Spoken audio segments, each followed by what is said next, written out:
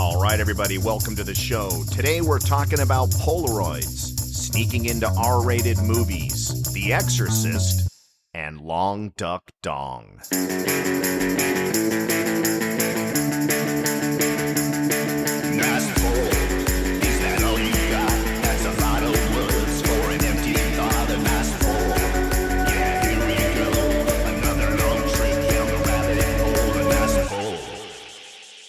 So, Chris, it blows me away as I'm staring at my phone right now how amazing photography is these days. How at your fingertips you are able to get these astounding, high clarity, beautiful depth of field photos, even if you barely know how to do anything other than push a button because our phones are so advanced. But I would love to compare that to the horrific photos that we took back in the 70s and 80s, where every single photo, Chris, tell me I'm wrong, when you look back at your old family photos from the 70s. Oh God, no. First, step one, photography step one, always stand at least 50 feet away from your subject, right? Right. To say that these people are way off in the distance, they have like 15 feet of headroom above them, and is it ever in focus? Was that just like, sometimes it was in focus? Maybe something in the picture itself was in focus, but maybe it had been the plant, like behind somebody 5 feet to the left. And never centered.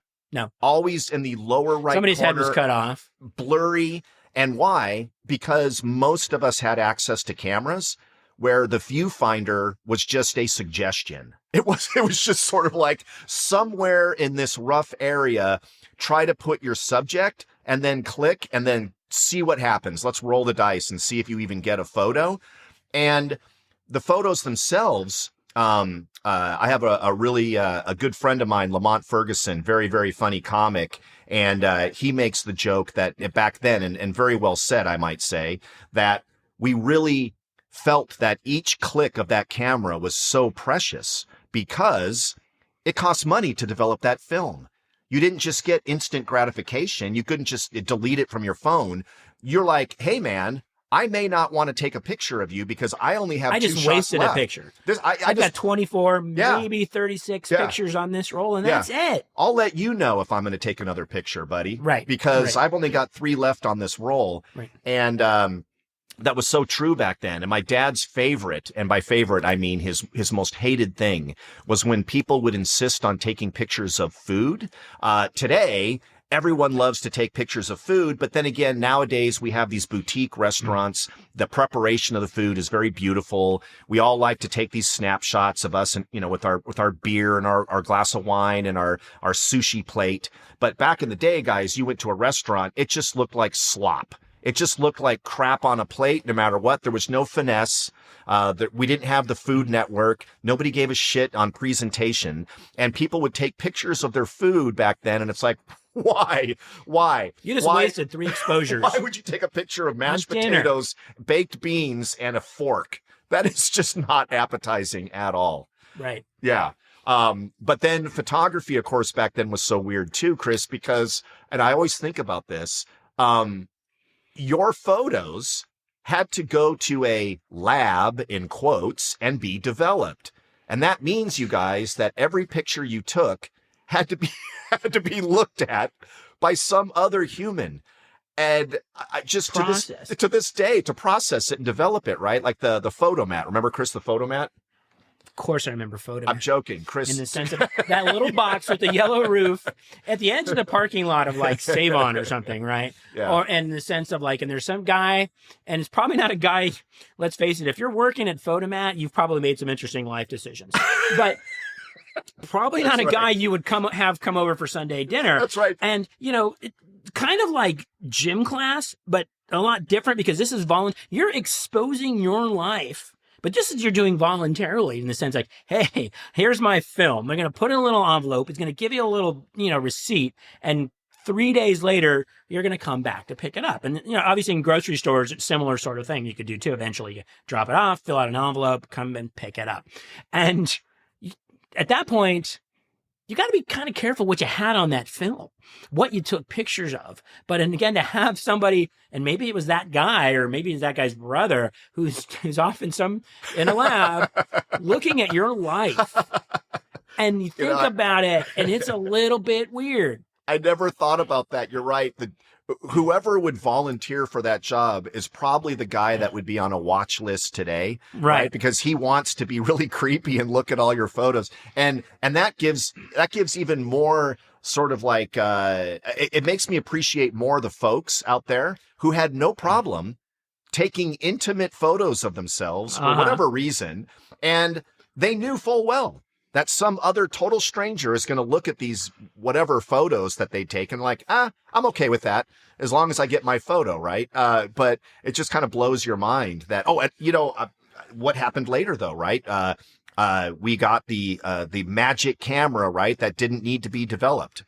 The Polaroid. Right? The Polaroid. Always, that was incredible that now finally instant you gratification. Take a picture, it shoots out the front of it, and then you hold that picture in your hand, Chris, and what do you do? Well, apparently you shake it, or you shook it, although I guess we learned over time that didn't make a difference. No. But yes, but you had the instant gratification, you had that photo, and the beauty of that is you had that photo, not some random guy in a parking lot or in a lab, because again, and I can attest, again, full disclosure, I work somewhere, grocery store, where we process film. Ooh, that's a big clue. And in the sense of like, and believe me, when those pictures would come in, if you saw a familiar name or whatnot, people would look through those photos. People would, Chris? Would people do that? People would.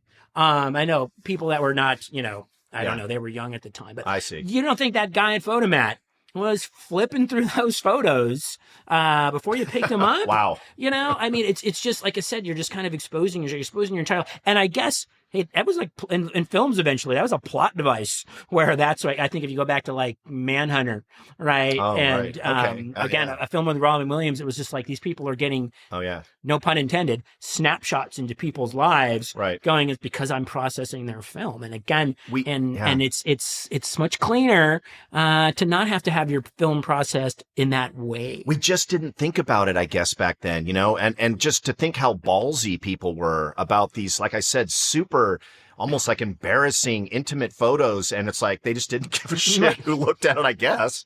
I mean, I guess that's what it was. Right. I can tell from what pictures came through the grocery store. I don't think people even thought about that. They didn't. I don't think people thought that it was by magic. Right. Somebody was processing processing their film and sticking it in an envelope and having it delivered. But they were doing it with their eyes closed, or they were doing it in a sense that, it was, believe me, nobody cared or just gave it much thought. I also thought it was extra weird that Fotomat in particular, spelled with an F, Chris, of course, to be clever, photo. Right.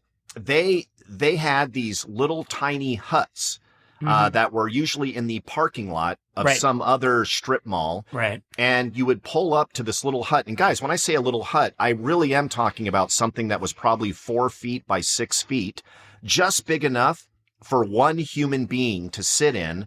And it looked like a little tiki hut or whatever. Did you have a bathroom in there? I guess not. No way. There's impossible. And this poor bastard would have to just sit in the center of a parking lot in a tiny little hut. And people would drive up and drop off their film and pick up their film. But it's so odd to me that it was a separate thing that you pull up to versus just going into a store and dropping them in a bin or something. It just seems so funny to me that they actually made a whole separate building, in quotes, that the guy had to sit in. Right. So strange. That's people in a really big hurry. Like, I'm not going to go inside. I'm not going to get out of my Pinto. Right. I'm going to drop it, the film off to this guy, and 3 days later, I'm going to see my vacation. So I see, Chris, that Ghostbusters, one of my favorite movies of all time, obviously, this was back in the 80s. I really do still think that the first one was the best one, but I see that they're now well into the sequels, right? We had part 1, then we had part 2, and that was the original cast. And then we had another remake with an all-female cast, all really good comedians. It was okay. Then we had a recent reboot where the young kids are rediscovering, the Ghostbusters equipment and stuff and kind of picking up where they left off. And this is now a new Ghostbusters movie, which is the reboot with the kids, which is actually really good. But what's my point in all of this is I don't really know that these movies or any movies are coming out anymore because I just, back in the 70s, you had the newspaper and there was word of mouth and everybody was always excited. And there weren't as many movies coming out back then. So back then when a movie came out, it was such a big deal. It was an event. And you had to go to the theater. You had to go to an auditorium. And Chris, correct me if I'm wrong, but sometimes as kids, we didn't even care if it was necessarily going to be a good movie or not. We didn't necessarily have to have seen the trailer. In fact, I don't know if you caught it on TV, the trailer, maybe. Right. But we really just wanted to go to the movie theater mostly just to be somewhere else besides at our parents' house. Right. To go to the movies. Yeah. It was a big deal.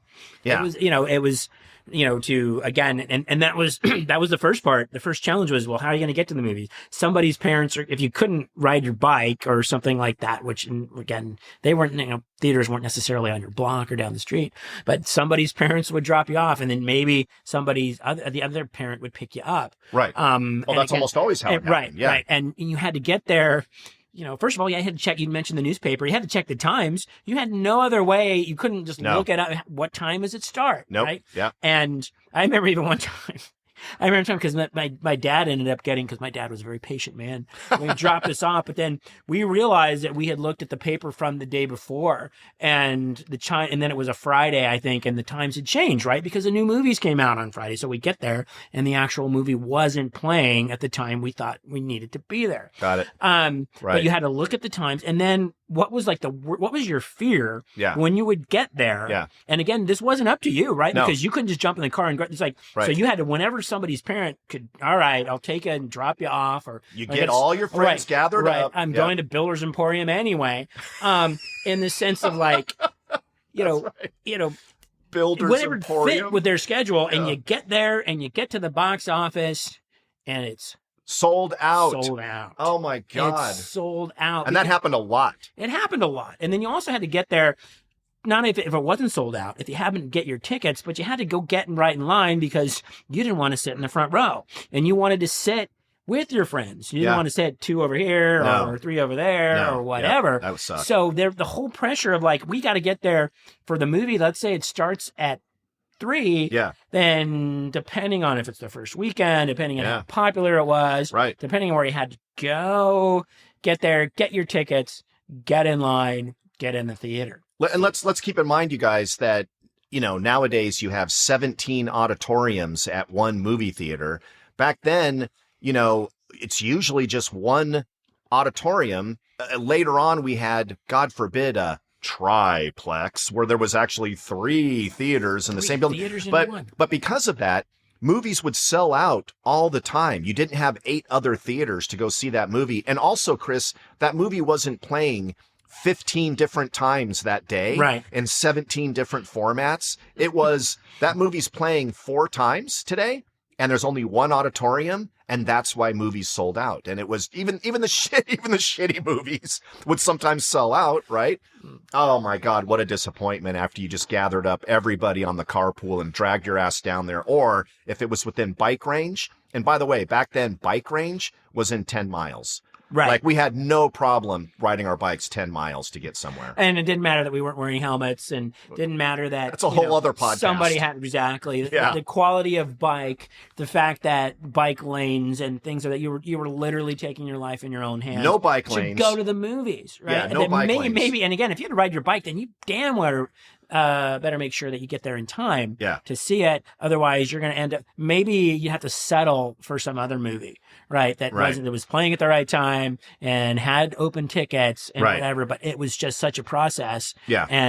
But again, that was part of the experience, because when you saw a movie, you were actually doing, it's like, hey, I went to the movies this weekend. It's like, hey, wow. What'd you see? Cool. Yeah. And let's not forget the more elaborate plan of telling your parents they're dropping you off for this movie, but what are you really doing, Chris? You're going to go see another movie that your parents probably weren't aware it was playing, and it was definitely not age appropriate for you. And I can remember, and there's a few friends out there, if they're listening, that would remember as well, is going to a theater attached to a bowling alley where we went, and I don't know. And again, I don't know what tickets we bought. It was like Escape from Witch Mountain or something like that. But we actually bought those tickets, but there was a double feature showing at just about the same time that was not Escape from Witch Mountain. And it was Animal House and Slapshot. So now we're really getting back far into the day. Now, keep in mind, we were pretty young at the time, and we were definitely too young for those films.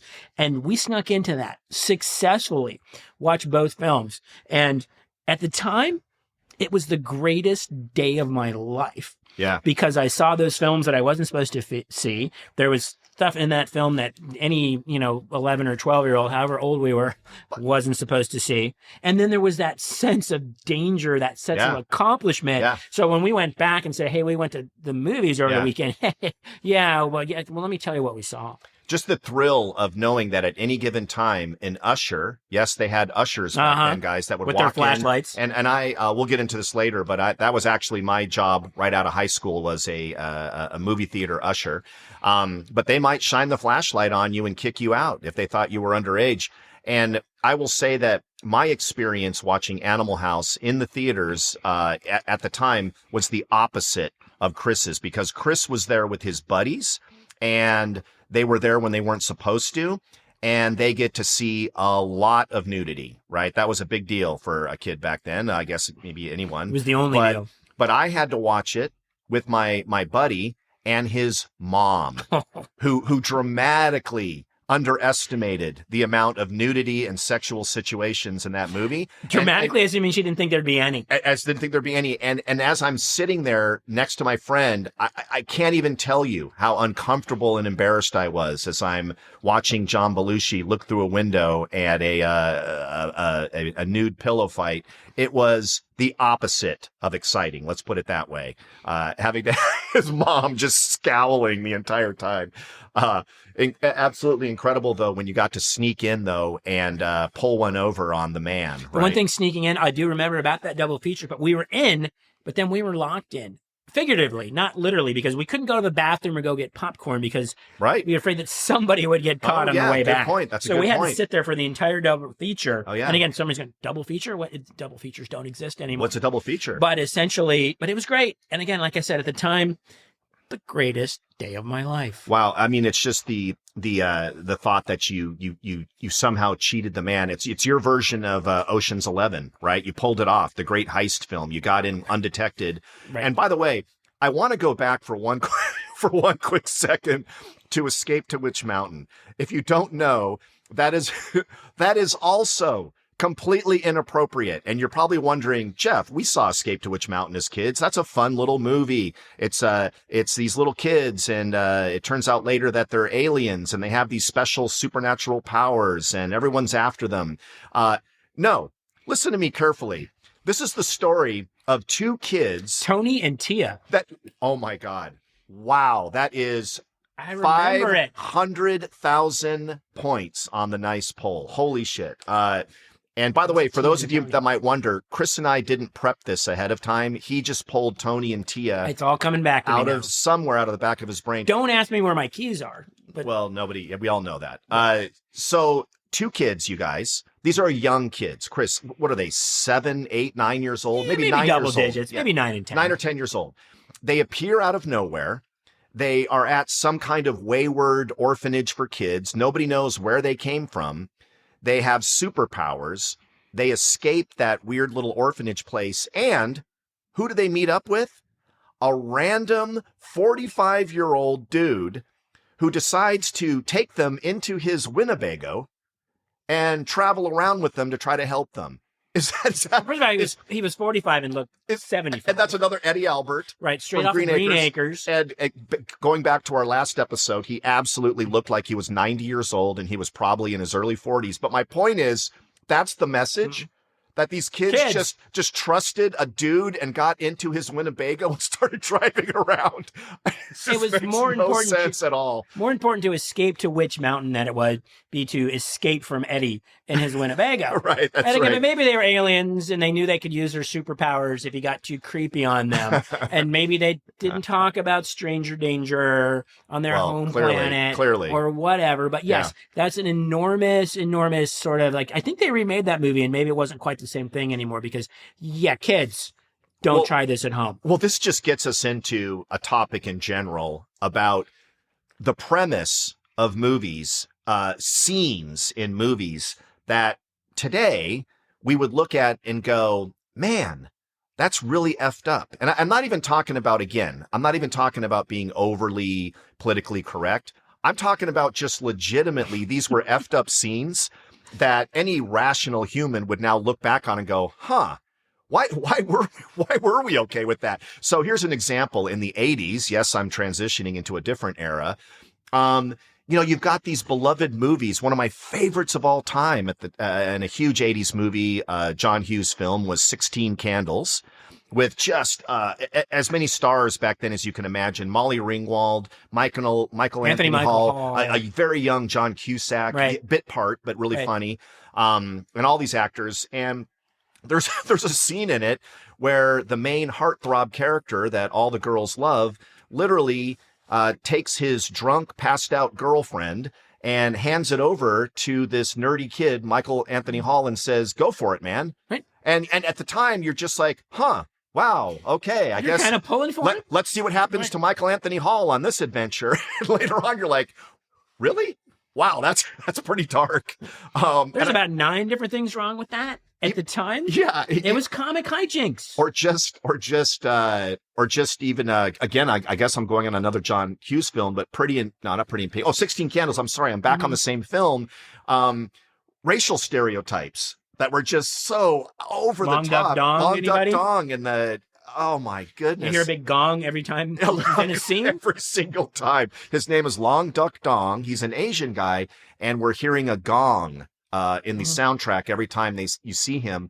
I guess, hey, it's the 80s. I don't know. Yeah, that's the way it was. And again, I'm not purposely trying to pick on John Hughes in particular, but I guess I have to, because Breakfast Club, another huge staple of Sounds the 80s. Like you're picking on John I guess I am picking. I really am. He's deceased. That's all right. But the character, I think his name was John Bender, right? The character that was the tough guy, the cool guy. Yeah, Judd Nelson.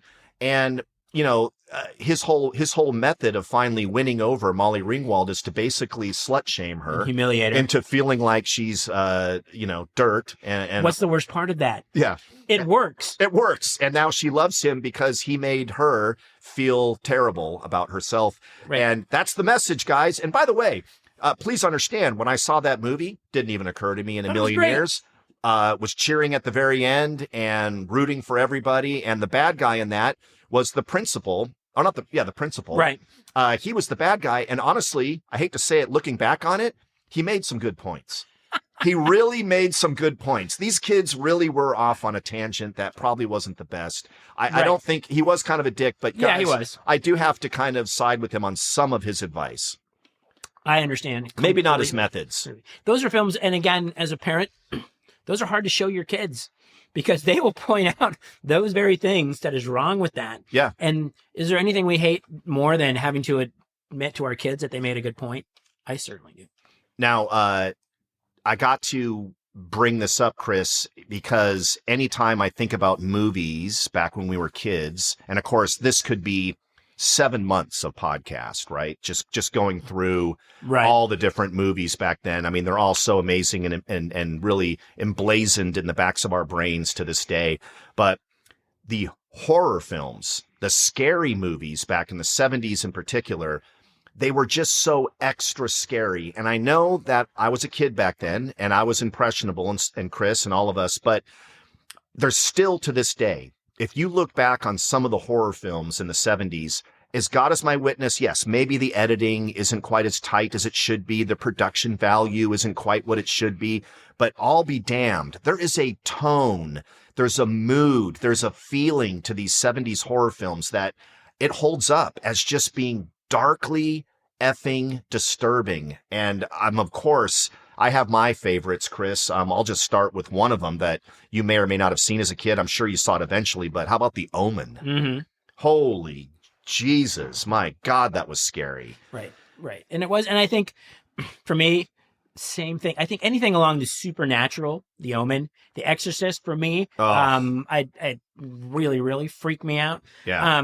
But I think the critical part of this is why they were scary as we look back, and everything is relative. It's because we were probably a little too young to see those films when we did. Yeah. Whereas now there's much more gatekeeping on like age appropriateness. Even television shows have like a rating on should my kid be watching this or something along those lines. But at that point, it was like, and especially if you had an older sibling, forget it. Oh, you were going to be able to have access to these things. Yep. And they scared the crap out of you.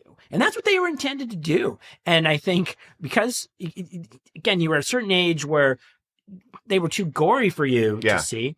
And they were also too in the sense of like, you had no understanding of even like what it was about. If there was some other kind of message, all you know is it scared you and it made you, you know, like just think about things you didn't want to think about. And like I said, you talk about The Exorcist or you talk about The Omen or you talk about anything along, you know, the Texas Chainsaw Massacre or even Halloween that came out, I think around junior high time. You know, for me, it was always those things. And what were those films all had in common? It's one thing if you had a film, if it was a monster, and it was just like, crap, monsters aren't real. That doesn't scare me. But you can at least suspend disbelief. Right. A little bit. Some demonic kid or some girl possessed by the devil or something or some sort of crazed murderer, those things can all be real. And I think that's what gave it that sense of like, you know, hey, you better watch out because these things are, and again, if you had an older sibling, then they were more real. You know, and Chris, I think back to, you know, let's go way back, you know, to medieval times or something, right? A long time ago where it's because your knowledge of the world around you is so limited. You're not getting a bunch of input from a bunch of different sources. So it's much easier for your imagination to take over and get carried away and read things into things and make it way scarier.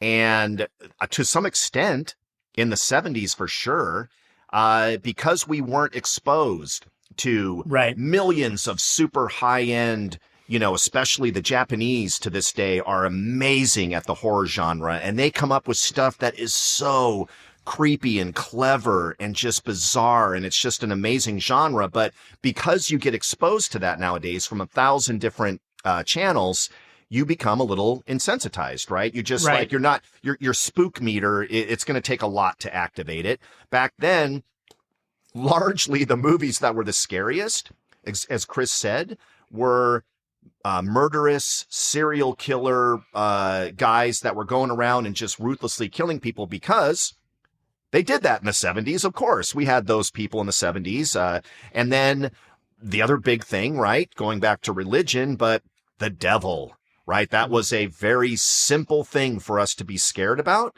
And so the Omen played on the devil theme. The Exorcist played on the devil theme. And boy, man, when you get the wrong side of the devil going off in the back of your brain, it is terrifying. And what was that other element too as well? Is that there were kids involved.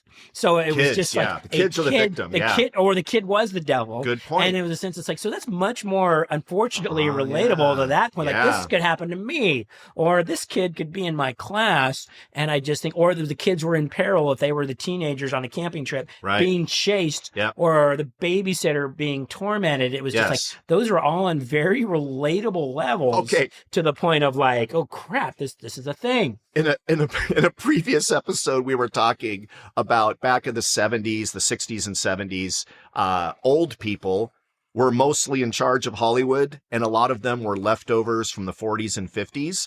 And now I'm starting to see that is true, because when you think about movies like The Omen or The Exorcist, or like you said, you know, any babysitter film, it's scary things happening to young people. Right? It's just a way for the cranky old people to say, hey, let's go ahead and put young people in, but terrible things are going to happen to them, right? Because we're grumpy. And especially those young kids that maybe may have been teenagers and were, I don't know, doing stuff they weren't supposed to be doing. Like drinking. And they need to be punished. Or smoking pot or having sex. There's a price to pay, kids. And it might be your life. Yep. It's just a bunch of preachy old people coming down on the kids. And so the Omen, of course, for those that never saw it, that's a young kid, Damien, and he doesn't realize that he is the Antichrist. And that's what made it so scary for me, was this was a situation in a movie where he didn't know that he was the devil, right? And somehow that's creepier, right? To be born the devil, and it's the devil in a kid's body and all that stuff, that's one thing. But this poor kid had no idea that he had was the people devil. around him who were enabling him to do his devil stuff. And everybody kept telling him, you're the devil, right? And he's like, and so as a kid, you feel for this kid. You're like, oh my God, can you imagine? And Chris, I'm not joking. It actually made me, as a kid, go home and look in my hair, because in the movie, see if you're marked. When he looks on his scalp and he kind of parts his hair, he can see the 666 mark on him. And man, they got me. Just that movie alone. And really in that movie, it wasn't so much gory. It was very tame when it came to blood and guts, but what it was just mentally disturbing. And the music was just so over the top scary. And then The Exorcist, they just upped it by 7 notches. Now we've got a girl, and again, an unwitting victim. She didn't do anything wrong, just a nice, normal girl in a normal middle-class family, and now she's possessed by the devil, and she physically transforms into this horrific demon, and they took it 7 levels further than what the 70s would normally have tolerated. Right, I'm shocked that movie wasn't even like X-rated in terms, just for the mental people aspect passing of it. out in theaters. Oh my and God. Like that. So of course, incredible. I saw that at a way, let's just say less than age appropriate time in my life. And it's with me to this day. All right. Well, what age were you? I don't know. Whenever it came out, I was 8 or 9 years old. Chris, and was dragged by my. You are joking. I am not. I am shocked that you are even coherent, that you didn't go into an insane asylum. Well, that's debatable. At the age of 8. Seriously, dude, that is way too young. I'm going to tell you, as your not dad, that is too young to be watching The Exorcist. It might explain a lot in retrospect. That's right. And people listening in, I will tell you that The Exorcist quickly became so legendary on how scary that it was, that it just became in and of itself an urban legend. Kids that had seen it, they had such bragging rights. It was so badass to say that you had seen The Exorcist, and mostly kids didn't see it because it was that scary. I didn't see The Exorcist until years later when I was, more of an adult, because I'm easy to scare. And Chris, you may never have seen this movie. If you watch it to this day, it does not hold up. It's actually a pretty terrible movie, but this is the one that broke my brain in the 70s. And it's a movie called Dun Dun Dun, Don't Be Afraid of the Dark. You ever heard of it? Heard of it. Okay. Don't think I ever saw it. Very quick film, very simple premise. Just the beginning of it terrified me. I happened to be home alone, watching TV late at night. Both my parents were off at a fondue party where they're dipping cheese into some pot that everyone else is eating from. And is that a euphemism? It is, maybe. I don't know. My parents were pretty cool. Who knows what they're up to? But guys, it starts out with the camera slowly zooming in on this sort of Tudor mansion, a very nice house, and it's zooming in on a window, and you hear whispering. And the whispering is, "She's coming soon. She's coming. She's almost here. She's coming." And I'm like, what the hell? And it turns out the house is infested with demons, you guys. But not just any demons. These demons are tiny, which is my ultimate Achilles heel. They're about 1.5 feet tall. They're horrific. They are the scariest demons you've ever seen, and they live in the basement, and they live inside of the furnace in the basement. And guess what? Somebody has accidentally opened the door and let them out. And the entire time, the woman that moves in with her family, she's the only one that can see them. And ultimately, they drag her into the furnace with them. And you guys, I can't even tell. My brain snapped. It was too much. And looking back on it now, you go, well, that wouldn't really be a very good movie today. Not very scary. Special effects were really simple. But the music and the way that they did it was just so extra creepy. And I don't know. It just sometimes, back then, these movies just went right to your soul. Wow. Or maybe it was just me, Chris. I'll have to check that one out. Well, you will laugh. But that was fun. It was fun. Oh, my God. Dude, my brain is hurting once again. You'll get over it. I will. So I'm good. You good? I'm good. All right. Let's get out of here. Out of here.